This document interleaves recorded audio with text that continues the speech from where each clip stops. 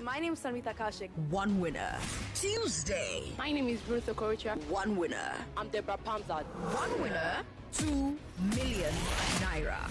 Join me, Sandra Ezekwesili, your moderator, 4 p.m. Monday and Tuesday on 99.3 Nigeria Info FM. And the next day on Wazobia Max TV at 3:30 p.m. This tournament is brought to you by Paystack in association with Sunu Assurances. Supported by Stover Industries, obiwizi.com, RLG Communications, Just Delight Non-Dairy Ice Cream, and Wazobia Max TV. Lagos were now in the semifinals of the I Beg to Differ debate tournament. We've brought back the best of the best secondary school debaters from the first 4 tournaments, champions, runners-up, and impressive performers.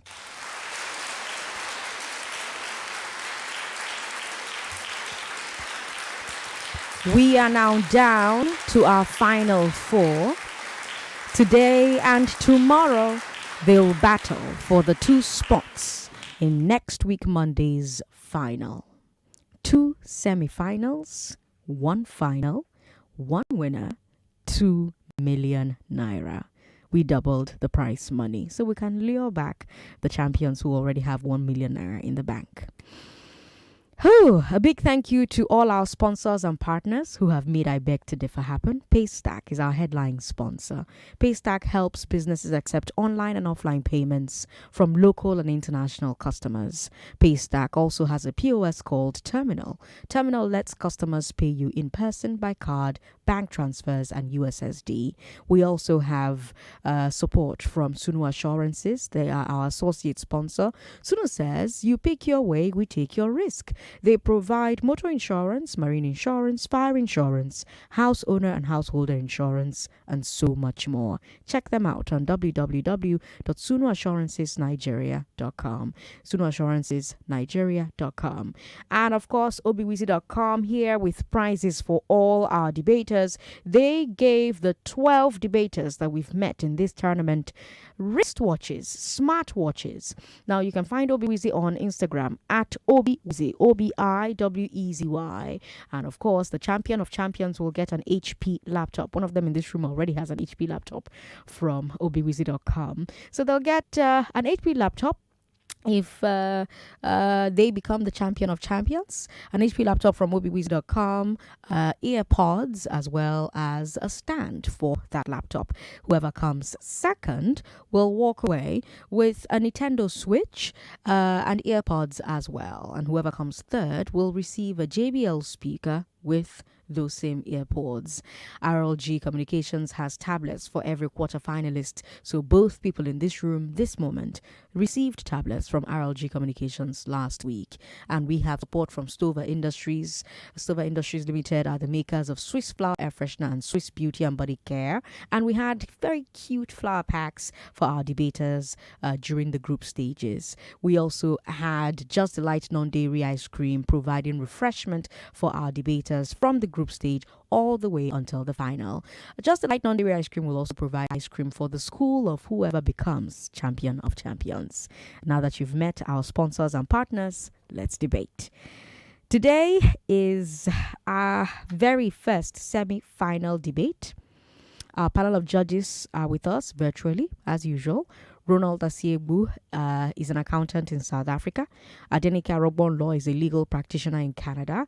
Dr. Nduka Zuchi is in the UK. And Chief Andy Oboforibo is a product manager here in Lagos, Nigeria. Now, let me introduce you to our debaters today.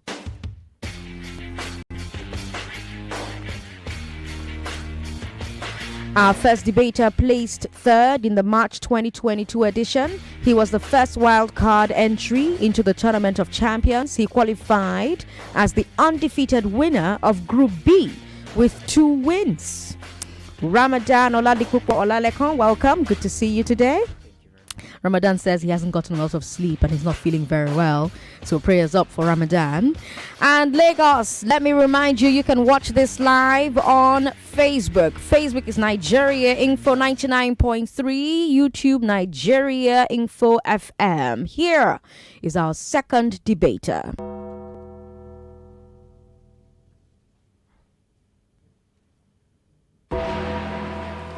Our second debater qualified as the undefeated winner of Group A with 2 wins. She is the champion from the November 2021 edition.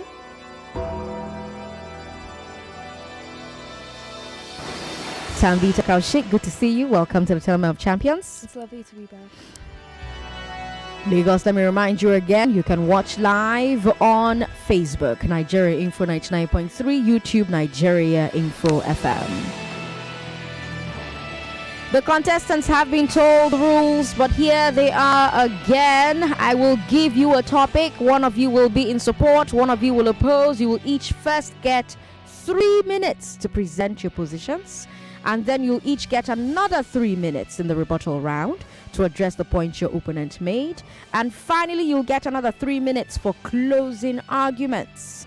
The clock is the clock. And once it starts, I will not pause until the 3 minutes are up. Our panel of judges will score all 3 rounds based on number, quality, and originality of unique points made. If you repeat a point, your score will not increase. Clarity of thought and eloquence of presentation, number of opponents' points addressed, the strength of your rebuttal of each point. All very important if you want to win. Lagos, these are the criteria by which the judges judge. Any other thing not on this list, the judges are not judging by that. Again, please pay attention. Number, quality, originality of unique points made. If a point is repeated, that score will not increase. Clarity of thought and eloquence of presentation. Number of opponents' points addressed. The strength of the rebuttal of a point. These are the criteria with which the judges will judge. We are now in the knockout stages. So if your scores are tied, there will be a tiebreaker round. You'll switch sides. You'll have 5 minutes to debate in favor of your opponent's position. You'll be scored for all new points that you make, which were missed by your opponent, and for new rebuttals to the points you made earlier. I'm curious what you guys thought about your topic. Religious leaders and institutions should stay out of politics. What did you think when you saw it, Ramadan? It was better than my topic on ChatGPT. So it was better than ChatGPT? You think so? Yeah. Okay. All right. How about you? What did you think when you saw it? I think I'm just happy to be debating a social issue. A lot of the topics that I've been getting are like political issues, so like this seems quite interesting to be debating. Okay, so it's nice to change and do social for once. All right, let's decide who supports and who opposes. I've got a coin to decide this. It's got an actual head, an actual tail. We've got an actual head, an actual tail. Is this the day that Ramadan will have to support again? Because Ramadan is always opposing. Now, of course, Tanvita, you are the group winner. You're going to choose either heads or tails. If a coin lands on the one you choose, you will support the motion. If it lands on the other side, you will oppose the motion. Call it? Heads.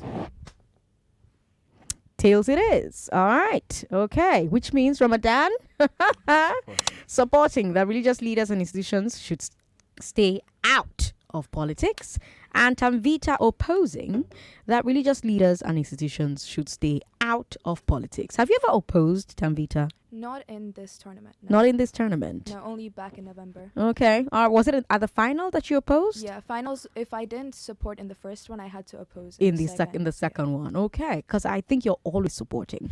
All right, Lagos will take a break. When we come back from this break, it'll be time for round 1, presentation round. I'm Sandra Ezekwesili. This is Nigeria Info's I Beg to Differ debate tournament. Don't go away. Ramadan Oladipupo Olalekong has beaten 2 of the 3 past champions in this tournament. Now to get to the final, he has to beat the 3rd. But Tanvita Koushik has never been defeated, ever. Can Ramadan end the streak of streaks? Or is Tanvita inevitable? Find out on Monday in the semi-final of the I Beg to Differ Tournament of Champions. 4 p.m. on 99.3 Nigeria Info FM and 3:30 p.m. on Wazobia Max TV. Every day, hardworking Nigerians set out with a mindset to overcome every challenge and have access to ultimate success. It's that resilience and drive that has inspired us to achieve many great things over the years. And Sunu Assurances Nigeria PLC aims to be your partner on that journey to consistent success. With our different insurance packages, you pick your way and we take the risk. Our services include motor insurance, marine insurance, fire insurance, house owner and householder insurance, and so much more. So come on board and let's move with you on your daily drive to greatness. With Sunu Cover, your smile gets wider. Call Sunu Assurances on 01 280 2012 or WhatsApp chat on 091 384 36775. Visit sunuassurances.nigeria.com. Check us out on Instagram and Facebook at Sunu Assurances Nigeria. Sunu Assurances. Insurance, our business. Ramadan Oladipupo Olalekong has beaten 2 of the 3 past champions in this tournament. Now to get to the final, he has to beat the 3rd. But Tanvita Koushik has never been defeated, ever. Can Ramadan end the streak of streaks? Or is Tanvita inevitable? Find out on Monday in the semi-final of the I Beg to Differ Tournament of Champions. 4 p.m. on 99.3 Nigeria Info FM and 3:30 p.m. on Wazobia Max TV. I'm Sandra Ezekwesili, your moderator. Ramadan Oladipupo Olalekong, you've got 3 minutes to tell us why you think religious leaders and institutions should stay out of politics. It starts now. Religion has absolutely no business in the bedroom of politics. Moderator and adjudicators, good day. Follow me as I unveil the various reasons as to why religious leaders should indeed be a part of our politics. Firstly, while it's true that some religious leaders could potentially feature politically, for the majority who do not, that reputation they have to protect as religious leaders. Firstly, religious beliefs could negatively influence the policy-making decisions of politicians. This has happened severally, but let's take the example of Mike Pence. His position as a religious leader was what pushed him to advocate for anti-same-sex marriage policies at the detriment of other religions. Secondly, religion and politics are two extremely jealous pursuits that both require uttermost devotion, meaning when religious leaders are involved in politics, they're sort of stuck up in that dilemma of serving two masters and will ultimately neglect one of them. An example is Chief Justice Roy Moore of Alabama, who continually defied federal court orders to uphold his religious beliefs. Thirdly, a lot of religious leaders could risk compromising their credibility if they unfortunately endorse a candidate who later promotes bad policies or later engages in unethical behavior. In addition, religious leaders and institutions who involve in politics could create the perception that the institution is biased, even if they have genuine intentions. Because let's say they are promoting a candidate that they feel is very beneficial to the country, but then other people might see this as biased, and this is detrimental to the institutional reputation. In addition, religious leaders and institutions who evolve in politics might risk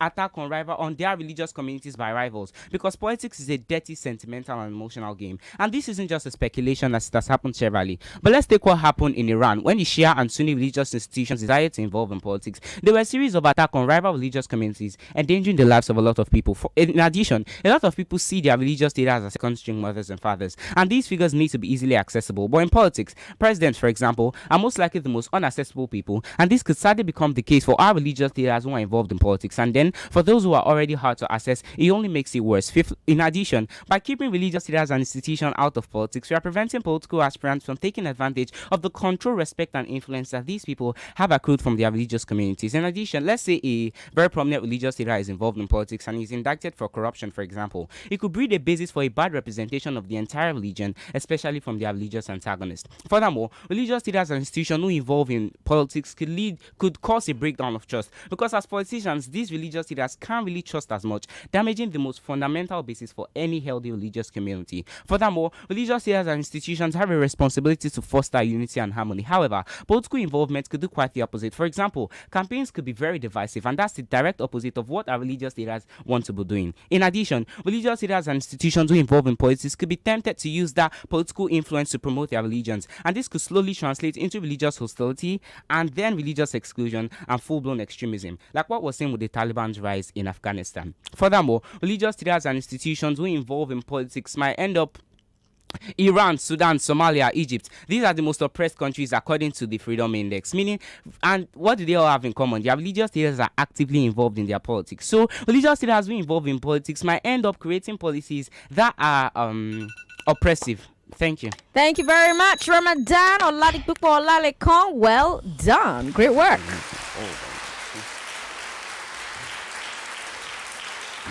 Okay. Let me remind you, Lagos, we're streaming live. Facebook, Nigeria Info 99.3. YouTube, Nigeria Info FM. Tanvita, your 3 minutes start now. I'd like to start by stating that when we evaluate the pros and cons of something as sacred as religion, we're actually evaluating how its interpretations are manipulated in today's world. With all due respect to those involved with any religious organizations, good day, honorable judges, esteemed moderator, co-debate, and our lovely audience. My name is Sandra Koushik. I'm 15 years old, and I'm opposing the motion that states religious leaders and institutions should stay out of politics to begin with. Religious institutions can provide morals to balance out the cold logic of a government, which can lead to policies that incorporate more moral and ethical values. Consider China and atheist states. From secretly funding Russian weaponry to their blatant disregard of climate change to their inhumane labor laws, they constantly show a lack of ethics. Furthermore, we need to evaluate the benefits of soft power over hard power. In other words, the benefits of tradition, culture, and religion over economic sanctions, nuclear power, and military power. Religion is a powerful tool that can be used to exert soft power and create hegemonies. Countries all over the world are already doing this. Consider how Saudi Arabia strategically uses their position as the birthplace of Islam in order to promote its values and interests and assert itself as a world power. Additionally, culture and tradition and religion, these are all tools of diplomacy. They can create alliances, facilitate world trade, attract foreign investors, and improve the way a country is perceived worldwide. This is seen when Japan constantly uses Buddhism and their cultures in order to impose that onto the rest of the world, which is why they are ranked the third largest economy as we speak. Fifthly, if religious leaders were involved in politics, they could be mobilized in order to engage with various terrorist organizations. Consider the Philippines, where the government accesses midnight religious leaders in order to engage with various militant organizations, which is why in 2014 there was a series of peace agreements signed between the two. Additionally, history has taught us there's only ever been increased religious and political tension whenever there are attempts to separate religion from politics, also known as the separation of the church from the state. France tried this in 1790, in 1882, in 1905, in 2004, and again last year, and it's only ever been counter-effective because it really just contributes to a lack of religious freedom, which is what we're trying to avoid.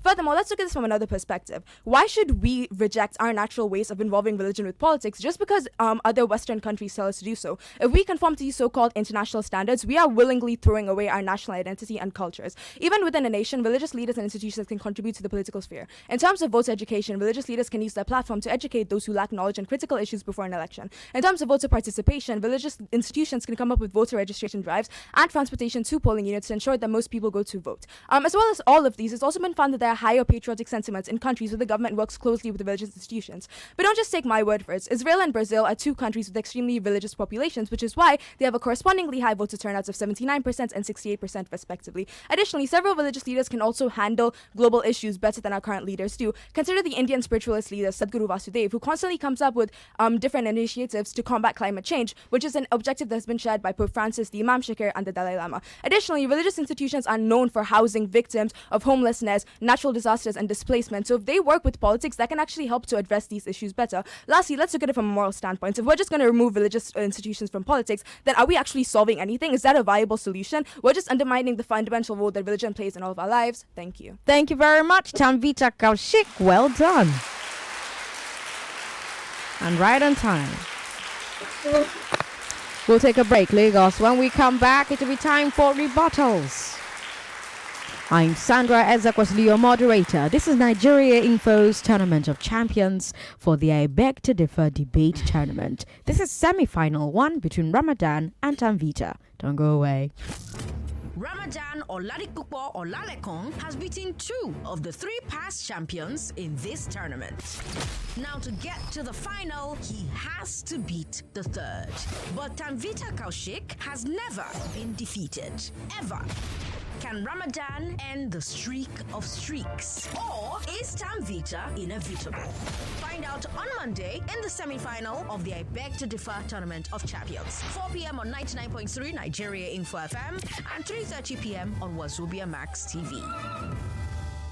Are you a business owner who's looking to boost sales? Check out Paystack Terminal. Paystack Terminal is a POS that helps you accept payments in multiple ways, including ATM cards, bank transfers, and USSD. Additionally, you can track sales in real time on your phone, even if you have multiple terminals in multiple stores. Paystack Terminal also comes with a global SIM card and fast Wi-Fi, so you never have to say the words "no network," and your customers never have to wait to confirm payments. What's more, you can connect Terminal to your existing POS systems, split your payouts into multiple bank accounts, do easy end-of-day accounting, and so much more. Paystack Terminal is the smart choice for ambitious businesses of all sizes. Visit paystack.com/beg to differ to get yours. Again, that's paystack.com/beg to differ. Ramadan Oladipupo Olalekong has beaten 2 of the 3 past champions in this tournament. Now to get to the final, he has to beat the 3rd. But Tanvita Koushik has never been defeated, ever. Can Ramadan end the streak of streaks? Or is Tanvita inevitable? Find out on Monday in the semi-final of the I Beg to Differ Tournament of Champions. 4 p.m. on 99.3 Nigeria Info FM and 3:30 p.m. on Wazobia Max TV. I'm Sandra Ezekwesili, your moderator. We have done round 1, the presentation round. It's now time for rebuttals. We'll start with the motion opposer, Tanvita Koushik. Thank you. All protocols being duly noted, I'm going to be addressing some of the attempted points that the opposition attempted to make. So firstly, you talked about policy-making decisions, and you gave Mike Pence as an example. And you said that because of his Christian faith, he tends to have very conservative mindsets on social issues such as anti-same-sex marriage and abortion. Well, are you aware that Mike Pence is a right-wing conservative leader? That is his political party. He has to stick to whatever that political party denominates. He was not a religious leader before he became a politician. Let me present to you Alexandria Ocasio-Cortez, who is also a Christian, but has completely opposite views to what Mike Pence proposes. This is an example of how a person's faith can be interpreted differently by different people. Furthermore, you talked about the credibility and the reputation of certain religious leaders if they back the wrong horse, essentially. Well, that's actually untrue. In actually opposite to that, it will actually help to improve the credibility and the reputation of certain religious institutions. So many religious books have constantly stated that we must rebuke kings and leaders who propose social sin. If they rebuke the modern way of rebuking social sin is basically by speaking up and joining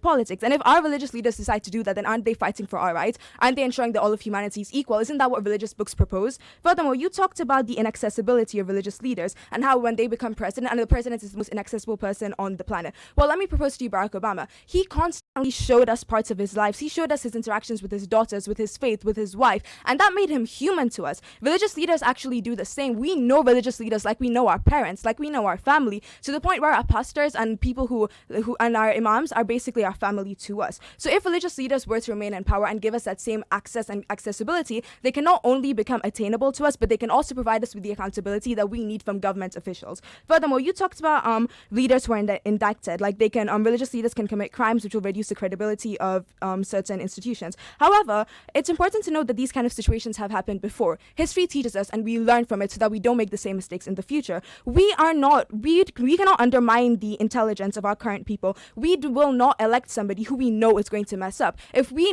know the credibility of our religious leaders. Furthermore, you talked about they will just promote their religion, and you mentioned the Taliban as an example. Are you aware that the Association of Muslim scholars and leaders have said that the Taliban does not represent Islamic sentiment? They have gone against everything Islam stands for, from the uneducation of women to forcing them to wear a hijab. So that whole point is completely irrelevant, and in fact it perpetuates harmful stereotypes that the people who practice Islam have to face all over the world. Furthermore, you mentioned about like different denominations of certain religions being pitted against each other. The Shia and Sunni Muslim issue happened back in 6 CE. We have much more advanced. We can handle those issues better. The reason why we can't solve those kind of conflicts is because we haven't given them the political power necessary. We haven't given them the platform for negotiations. Instead, we just label them terrorists, which is why there's been a huge stereotype after the 9/11 situation in America. But they've never even been given political power, not to speak of actually giving them a platform to start solving their conflicts. Furthermore, you talked about in their attempts to foster unity, they will not end up doing so. However, it's a direct opposite. Whenever religious leaders actually meant to be negotiators, take for example what happens in Qatar. Religious leaders are the first people to go and negotiate with whatever terrorist organizations are causing havoc, essentially. So if religious institutions and religious leaders were given the platform in order to make... Thank you. Thank you very much, Tanvita. Well done.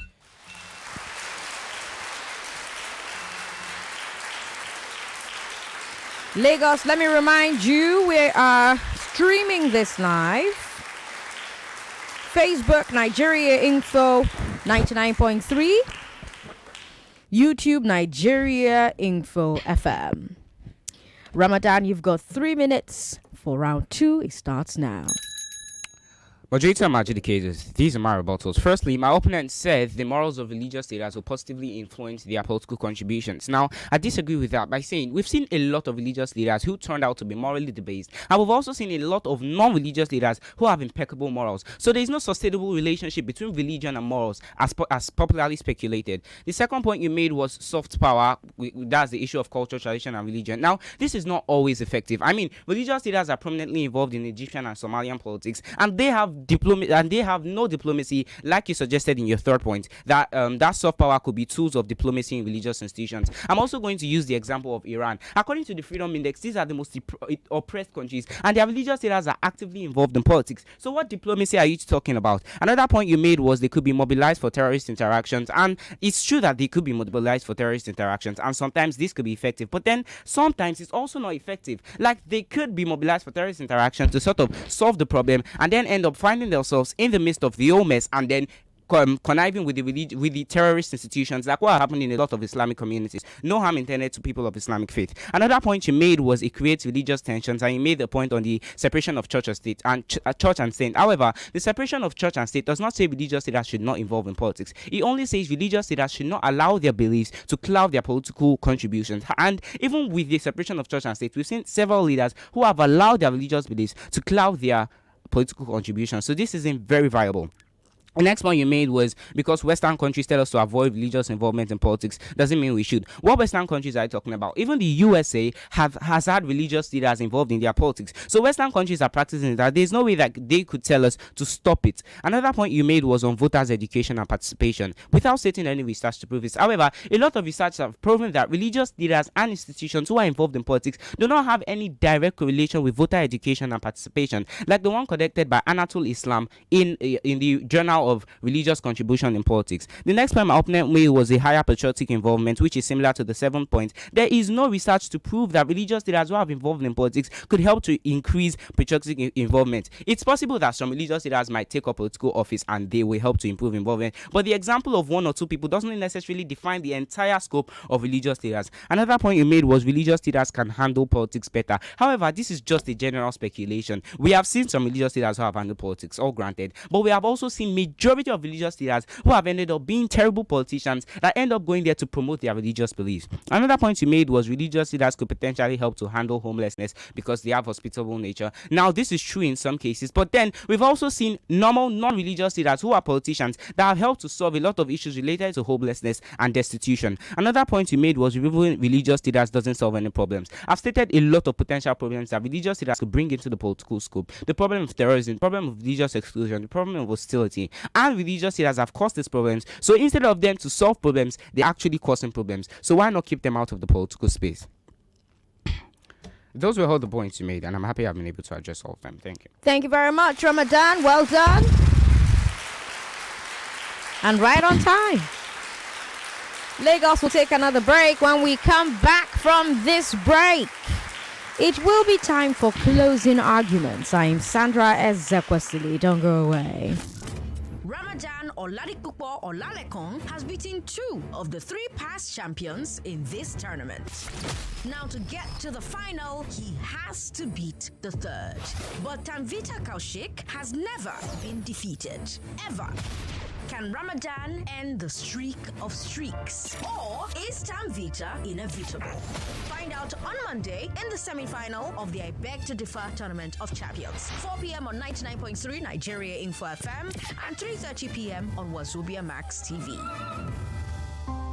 Every day, hardworking Nigerians set out with a mindset to overcome every challenge and have access to ultimate success. It's that resilience and drive that has inspired us to achieve many great things over the years. And Sunu Assurances Nigeria PLC aims to be your partner on that journey to consistent success. With our different insurance packages, you pick your way and we take the risk. Our services include motor insurance, marine insurance, fire insurance, house owner and household householder insurance, and so much more. So come on board and let's move with you on your daily drive to greatness. With Sunu Cover, your smile gets wider. Call Sunu Assurances on 01 280 2012 or WhatsApp chat on 091 384 36775. Visit SunuAssuranceSnigeria.com. Check us out on Instagram and Facebook at Sunu Assurances Nigeria. Sunu Assurances.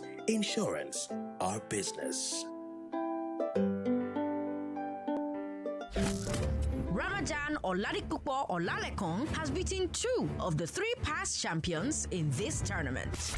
Now to get to the final, he has to beat the 3rd. But Tanvita Koushik has never been defeated, ever. Can Ramadan end the streak of streaks? Or is Tanvita inevitable? Find out on Monday in the semi-final of the I Beg to Differ Tournament of Champions. 4 p.m. on 99.3 Nigeria Info FM and 3:30 p.m. on Wazobia Max TV. I'm Sandra Ezekwesili. This is Nigeria Info's I Beg to Differ debate tournament for secondary school students. You're listening to the Tournament of Champions. We brought back all the champions from the 4 editions we've had. We brought back the runners-up as well as really impressive debaters that we have met. Today, you heard our very first semi-final match between the champion from November 2021 and the 3rd place finisher from the March 2022 edition. Tanvita Koushik and Ramadan Oladipupo Olalekong. You've heard 2 rounds, presentation and rebuttal. It's now time for closing. They're debating that religious leaders and institutions should stay out of politics. Ramadan says yes, Tanvita says no. Ramadan, you've got 3 minutes to close. Win or go home. It starts now. Okay, in my opponent's attempt to rebut my first point, she mentioned one example of a religious leader who involved in politics that did not allow their religious beliefs to negatively influence their policy-making decisions. However, that doesn't change the fact that it is a real problem. The fact that one person went there and was different doesn't change the fact that there's a risk of religious leaders involving in politics and using that office to allowing their religious beliefs to negatively influence their policy-making decisions. Now, in my opponent's attempt to rebut my points on religious leaders could potentially endorse candidates who later promote bad policies, and this could undermine their credibility. You said, how does this one? You said it will improve their credibility without stating the reasons why it could potentially improve their credibility. I mean, if I am a religious leader and I endorse the candidate who later promotes bad policies, it is definitely going to take a toll on my credibility, and it's not going to improve my credibility in any way. Another point you made, in a rebuttal you tried to make on my point on accessibility, you mentioned Obama, who was very human and showed us aspects of our lives. However, the fact that he was human doesn't mean it was accessible. He couldn't go to like normal religious services anymore because of the external pressure on him as a religious leader. And then even if he goes to religious services, he has to stay in restricted areas to prevent stampede and everything. This reduces his accessibility status. Another point you tried to rebut was my point on religious leaders being indicted in corruption and that we could learn from it. Learning from it doesn't change the fact that it is a problem and an inherent risk. And you also said we wouldn't elect people who potentially mess up. I mean, no politician is going to come to you and during his campaigns tell you, hello, I am going to mess up. But then they will all come as wolves in sheep's clothing, and then when they enter into political office, that is when they strike. And by that time, it's too late, and we have to wait for another 4 years, like in our democratic system. Another point you made was Taliban have been denounced as Islamic. And that doesn't change the fact that these Taliban were once religious leaders, but then it was after their issues of extremism and hostility, that was when the Islamic community denounced them. It doesn't change the fact that the risk came from the fact that they were once religious leaders, and they decided to promote that concept of extremism. Another point you made was that we haven't given religious leaders political power while trying to rebut my point. Now, a lot of countries have a lot of religious leaders who are involved in politics. USA, Iran, Somalia, Egypt. So which countries are you talking about that haven't given religious leaders political power? I mean, even in our country, Yemi Osinbajo was a vice president. He was a religious leader. So we have given them the opportunity to prove their worth, and they have not done that simply. Another point you made was religious leaders could interact with terrorist organizations while trying to rebut my point on unity and harmony. Like I've said earlier, the fact that they interact with terrorist organizations most of the times might not work. It works sometimes. I'm not disputing that fact, but then most of the times this doesn't work. And then if religious leaders are interacting with a terrorist organization, especially the Islamic community, and I repeat, no harm to people of the Islamic religion, they might see that this terrorist could potentially help them to promote that issue of extremism, if that is what they have in mind, and then this could be counterproductive. So instead of solving the problem of unity, they are creating more problems relating to unity. Those are the points you try to rebut, but then I'm going to make some more points in my favor. The fact that religious leaders are going to be involved in politics is going to create some form of religious tension, because then everybody is going to struggle for religious reputation. I don't want a Christian to be in politics because I am a Muslim. I don't want a Muslim to be in politics because I am a Buddhist, and this could lead to a struggle for religious representation, and then the political space is left in an absolute mishmash. Another point I would like to make is it leads to a potential clash of religious ideologies. Thank you. Thank you very much, Ramadan Oladipupo Olalekon. Closing in this semi-final match in the Tournament of Champions. I'm Sandra Ezekwesili, your moderator. Tanvita, your 3 minutes to close starts now. Win or go home. Thank you. So one of the points that the opposition tried to make was that there's no link between morals and the religious leaders of our time. Well, and you said that I was trying to define an entire scope while just mentioning one or two people. And I'm not going to mention one or two people. I'm going to mention 5. Mahatma Gandhi, Martin Luther King, Desmond Tutu, Nelson Mandela, Vivekananda. These people are religious leaders who participated in politics, advocated for the human rights of all people, even those who were against their religion, and still managed to gain independence for various countries and from various civil rights organizations. Furthermore, you mentioned diplomacy and how, like Saudi Arabia and Iran, they are highly theocratic and therefore they'll not be able to have diplomatic relations. However, that's untrue. Saudi Arabia has several diplomatic relations, as does Iran. And if their regime's really as oppressive as you were trying to make out, how come Iran has a 38.7% immigrant rate? Why would people voluntarily come to their country if they knew that they were going to be oppressed there? Why are people searching for jobs and economic opportunities in a country that they'd be inevitably oppressed by, if, as you so eloquently put it? Furthermore, you mentioned that they could connive with terrorists, like religious leaders, when trying to negotiate. Highly unlikely. We are in the generation of globalization. Our generation, Generation Z, is known for being political and powerful. It's very easy to find patterns between religious leaders who are trying to work with terrorists, and all we need to do is just post that and it will go viral, immediately leading to the impeachment. This was seen with Donald Trump. He was impeached twice and arrested once, which happened like last week. Furthermore, you talked about religious beliefs clouding judgments. That's what we want. We want like their morals. We want that morality and those ethical values to play a part. Countries like Russia and China, which are atheists, which do not have religious infliction, that do not allow for religious leaders, they are having such human rights violations in their countries, and it's because of this lack of morals, this lack of empathy with their people. Furthermore, you asked which countries I was referring to when I was talking about a lack of political participation. Sweden, Norway, Finland, China, Russia. The list goes on and on. These religious leaders are highly intelligent people. They have commanded a fan following. They have commanded people based on what they speak. Isn't that the job of a politician? Isn't that what they do? So why are we barring these highly intelligent individuals from joining politics on the basis of their religious affiliations? Furthermore, you mentioned that there was no direct connection between voter turnout and religious leaders, and you said I gave no statistics. That is incorrect. I gave statistics of Brazil and Israel, highly religious countries, and their voter turnout, 79% and 68% respectively. I'll repeat it if you didn't hear it the first time. Furthermore, talking about no examples or no statistics, when I mentioned my points about homelessness, you said that there were alternatives to religious institutions. You never gave me an example of any organization that works towards homelessness. Furthermore, you said that that if they're just causing problems, they should stay out of the political sphere. We're not solving the problem, we're just procrastinating it for later. Eventually, these problems are going to come back to bite us just because we decide to save it for later. Yes, I understand that every country has something that they're trying to address now, especially with COVID on the run. But if these problems are not addressed, if we not allow these kind of people intervention with politics, then what's going to happen in the future is just going to bounce back and hit us much harder than we'd ever expected. Now, furthermore, you mentioned that you said that you didn't get my points about improving their credibility. I said that the aim of a religious institution, based on the books that they follow, is that they are meant to challenge authority when authority is committing sin. In that case, wouldn't it make sense for if there's a politician who's causing riots, wouldn't it make sense for religious leaders to step in and try to change the system? Isn't that what they're meant to do? Isn't that what they promised us, their followers? Furthermore, you mentioned that when I mentioned my points about Obama, he wasn't allowed to enter like normal religious services because of all the security. Obviously, he's a president. Presidents have been assassinated, but obviously there's going to be security. But he still was able to connect with the people. He had several ways of meeting young children, of meeting adults, not only in terms of. Thank you. Thank you very much, Tanvita, Koushik, and well done, Lagos. I hope you've been watching. Woo! I hate that the debate is over. I want to give them 5 more minutes to, just share a few more points. Again, the judges are judging based on number, quality, originality of unique points made, clarity of thought, and eloquence of presentation. Clarity of thought does not mean whether you in the audience can hear the debaters clearly.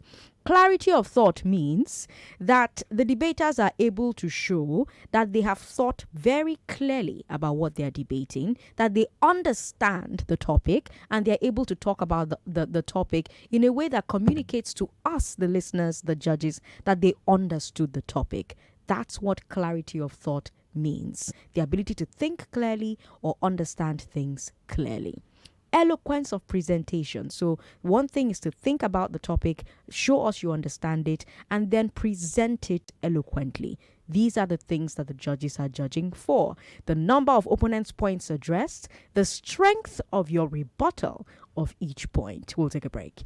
When we come back, we'll see if the results are ready. We'll see if there's a tie or if there's a clear winner. Again, Facebook, Nigeria Info 99.3, YouTube, Nigeria Info FM. Ramadan Oladipupo Olalekong has beaten 2 of the 3 past champions in this tournament. Now to get to the final, he has to beat the 3rd. But Tanvita Koushik has never been defeated, ever. Can Ramadan end the streak of streaks? Or is Tanvita inevitable? Find out on Monday in the semi-final of the I Beg to Differ Tournament of Champions. 4 p.m. on 99.3 Nigeria Info FM and 3:30 p.m. on Wazobia Max TV. Are you a business owner who's looking to boost sales? Check out Paystack Terminal. Paystack Terminal is a POS that helps you accept payments in multiple ways, including ATM cards, bank transfers, and USSD. Additionally, you can track sales in real time on your phone, even if you have multiple terminals in multiple stores. Paystack Terminal also comes with a global SIM card and fast Wi-Fi, so you never have to say the words "no network," and your customers never have to wait to confirm payments. What's more, you can connect Terminal to your existing POS systems, split your payouts into multiple bank accounts, do easy end-of-day accounting, and so much more. Paystack Terminal is the smart choice for ambitious businesses of all sizes. Visit paystack.com/beg to differ to get yours. Again, that's paystack.com/beg to differ. Ramadan Oladipupo Olalekong has beaten 2 of the 3 past champions in this tournament. Now to get to the final, he has to beat the 3rd. But Tanvita Koushik has never been defeated, ever. Can Ramadan end the streak of streaks? Or is Tanvita inevitable? Find out on Monday in the semi-final of the I Beg to Differ Tournament of Champions. 4 p.m. on 99.3 Nigeria Info FM and 3:30 p.m. on Wazobia Max TV. I'm Sandra Ezekwesili, Lagos. This has been quite the debate. This has been quite the debate. My God. All right, let's take a look at the results. I have them here. And I can tell you that there is no tie. In the presentation round, Ramadan scored 106. Tanvita scored 98. For presentation style, Ramadan and Tanvita tie at 37. In the rebuttal round, Ramadan scored 66. Tanvita scored 78. For rebuttal style, Ramadan scored 34. Tanvita scored 31. In the closing round, Ramadan scored 81. Tanvita scored 77. For closing style, Ramadan and Tanvita tie at 30. And so with a total of 354, to 351. Ramadan Oladipupo wins this debate. Thank you very much. Congratulations to you, Ramadan, and well done. You just broke Tanvita's streak, the undefeated one. Tanvita Koushik, well done. You have been an amazing delight to watch since this tournament began. You have done amazing, phenomenal things every time that we have seen you here. So congratulations to you and well done. You did so well. Like I say to all the debaters whose journeys are cut short, there's over 1,000 people who have tried to get on this tournament. Less than 80 got on. And for the Tournament of Champions, we had 12 people. We had 8 get to the quarterfinals, and you were in the top 4 for the semifinals. Well done to you. 3 points. You were taken down by 3 points, Tanvita. That's a big deal. I'm so proud of you. I cannot wait to see what you do tomorrow in the future. But congratulations to you and well done. Great work. Ramadan, we'll see you in the finals on Monday at 4. We'll send you the topic by the time who you will face tomorrow emerges. All right? Are you going to cry, Ramadan? Are you going to cry? No, you're not? No, you're not? Okay. All right. Thug tears? No? No thug tears? No? Okay. All right. You both can leave the studio. Thank you very much for your time, Lagos. Let's talk.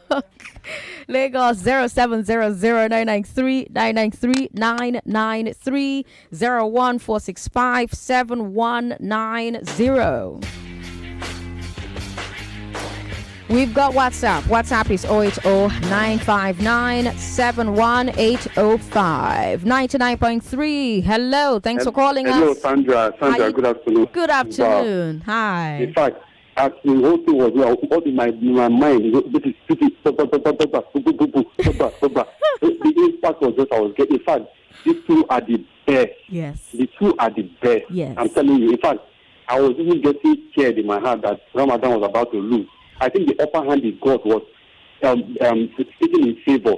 The opening round, I think he gave enough points. Yes. He gave up to about 12 or 13 points. Yes. I think that gave him the upper hand. Yes. Then the rebuttal, I think what he did was the strategy he used. He rebutted so many of her points and added more points in his own time of rebuttal. But she didn't have enough time to add more points. She only rebutted his own. And in the conclusion, I think there was no time for her. But he got it by a stroke of luck. I'm telling you. 3 points. These two are the best. 3 points. Are the best. Sandra, thank you. God bless you guys. Bless you as well. Thank you very much for calling. Kende is here. Hi, Kende. Talk to me. Hi, Sandra. How are you? See, I'm good. See, Sandra, you should have allowed us to do pre-match analysis.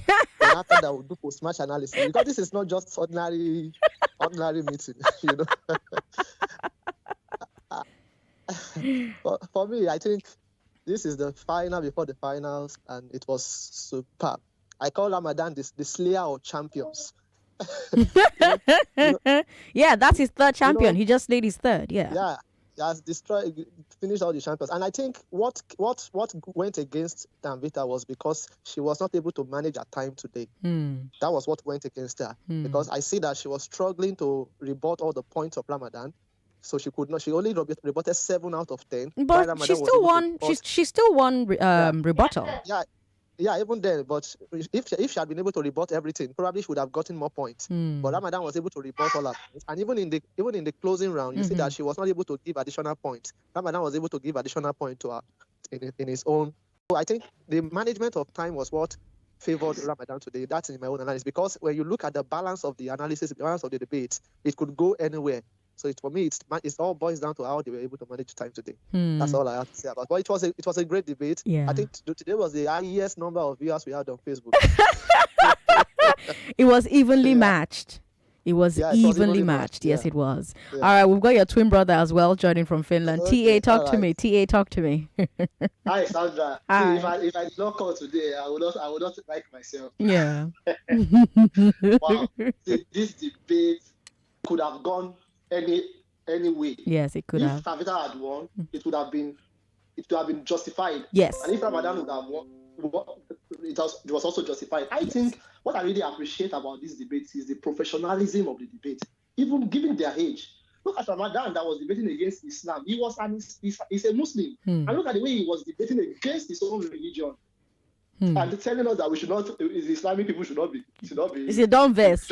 Don't verse. No offense. He said, no offense. Don't verse, please. He said, no offense. Right. Wow. Give it to the girls, give it to the guys.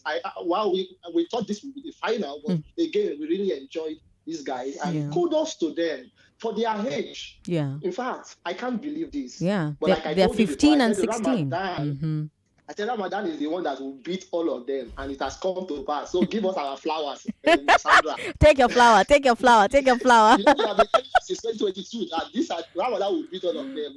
It's only Esther that is remaining that I want Ramadan to beat. Maybe you will have another debate for the two of them. All right, thank you, TA, for calling. Let's come back home to Nigeria now. 99.3. Hello, good evening. Good evening. How you doing? Hello. Hi, how are you? Good evening. Good evening. What's your name? I'm so happy. Okay. I'm so happy. You could have seen how I shouted when I heard that Ramadan won. Like, I was shouting. Like, everybody was asking me what happened. Even the children that I was watching with them was like, is it Ramadan that won? Oh my God. Everybody was just shouting. Oh, I'm really grateful. Thank God for today. Okay. Thank you for calling. 99.3. Hello. Hello. Hello. How are you doing? What's your name? Yeah, Chineye calling. Chineye, talk. What did I tell you?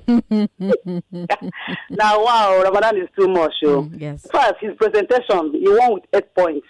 And the other one, the closing round. Yes. He won with 4 points. That is 81 versus 77. Right. The boy really tried today, and his speed today, as in before he used to relax. Yeah, today he picked up speed. Yes, yeah. That is what I noticed. Yeah. Thank you for calling. Kingsley's here. Hi, Kingsley.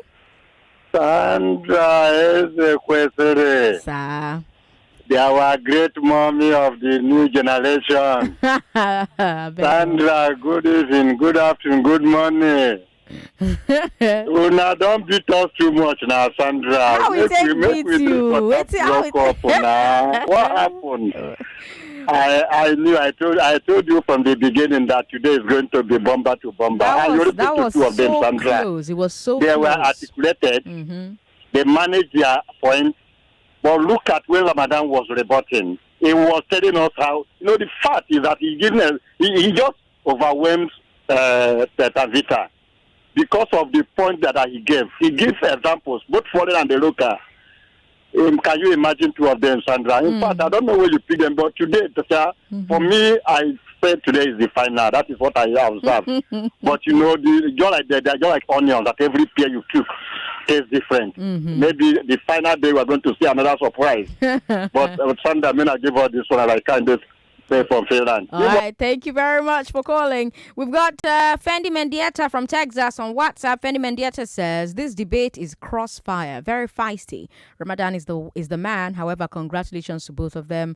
They are both my winners. Unfortunately, only one of them will be in the finals. Fendi Mendieta, thank you for your message. We'll take a final break. When we come back, we'll keep taking calls. In fact, I think we're going to take calls all the way into 5 o'clock because I know you have a lot to say. So let's keep taking calls all the way on the other side of 5 p.m. But let me take this break real quick. Are you a business owner who's looking to boost sales? Check out Paystack Terminal. And I want to assume that you would run because I want to give the listeners context for the conversation. In 2019, you were running late to Abubakar. What did you learn then that you will not repeat this time? Yes, when is the president coming out to address us? There's a few things. One, I have a burden and a passion for young people. The fact that you have elected a man does not mean then you begin to order him around. The president will do whatever is good for the country at any given time. Mr. Adeshino, isn't the president responsible to the people? What should the next president do to root out stakeholders who are complicit? You fire those that need to be fired are fired. It's looking like a brand new Chelsea, attacking with so much fluidity. And what can you say about that, Martin? I know you follow Chelsea quite closely. I live close to the Chelsea training ground. That's what you mean by that. I'm not.